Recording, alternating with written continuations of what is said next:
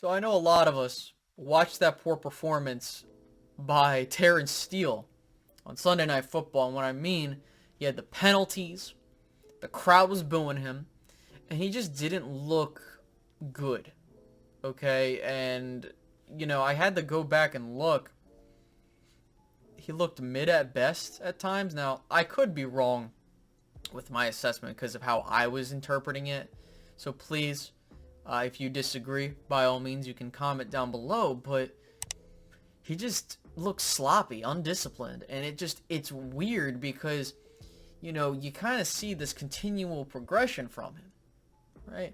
Like 2020 looked terrible. As the year went on, he got better. Then, last year, he looked like a solid right tackle for you. And that allowed you to be like, hey, we don't have to pay Lyle Collins anymore, and we don't have to deal with him. But he hasn't played well. And it's the one game, and he could play very well the next, and this is a completely unneeded video, but we need to start analyzing this because if our left side is, hey, we got Tyler Smith and we're A-okay at that left tackle spot and he continues to get better, awesome. If Matt Farniak continues to do his thing and he gets better, cool. If the center play continues the way it is, awesome. Like, it feels as if as long as these young guys continue to play good on that left-hand side, we should be good. I mean, Connor McGovern looked okay to good, before he got hurt, which is surprising.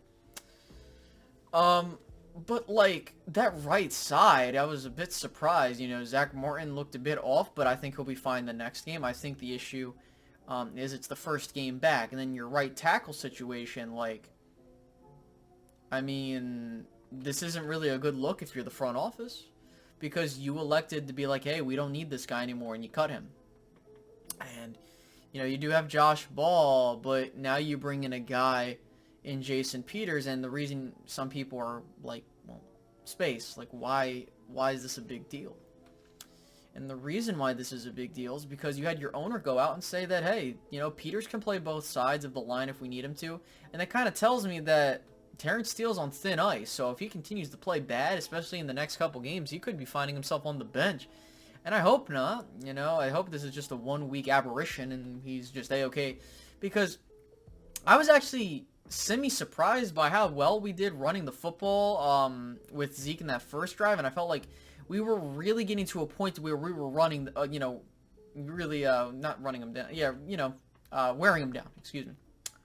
And the big thing with that is that if you are trying to protect your quarterback through these murky waters that you're in, of not having enough offensive weaponry in the pass game to win, you kind of have to go with that run game, and there's nothing wrong with being simple, and we're going to talk about Kellen more in the next one, because he basically said something to the liking of, okay, if you're not doing your job well, we'll take it from you. I'm going to have to find the quote, because it really rubbed me a certain way, because I was like, Kellen, like, you got a lot of nerve saying that, because you could, if the entire offense plays like crap, are you going to sit here and be like, yeah, everyone deserves to be benched?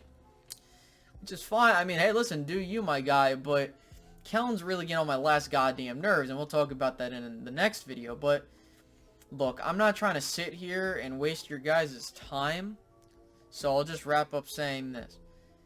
Terence Steele is starting to kind of get us a bit anxious on that right side because of how you account for half the penalties on your offense, which was 8. You had 8 offensive penalties, and 4 of which were from your right tackle. And I'm like, what the hell is going on here? So, and it's like game-changing penalties to the point where it's like, dude, you're literally costing your team a chance to win. And that doesn't deflect from the poor play from others, but like, that's a huge thing.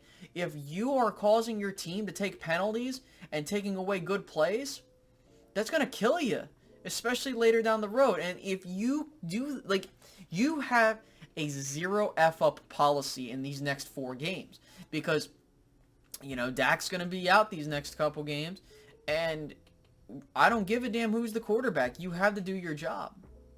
And if he doesn't do his job, now it's kind of like, okay, well, do you have to draft another right tackle? Do you insert Josh Ball? Because if we put Josh Ball in there and he sucks, like, you are so screwed. Now you're kind of like, okay, well, if we put Jason Peters there and he's A-okay, now what's your long-term plan now? That's the honest-to-God truth. So, with that being said, I hope you guys enjoyed this video. I'm going to catch you guys in the next one. And, have a great rest of your day. Goodbye.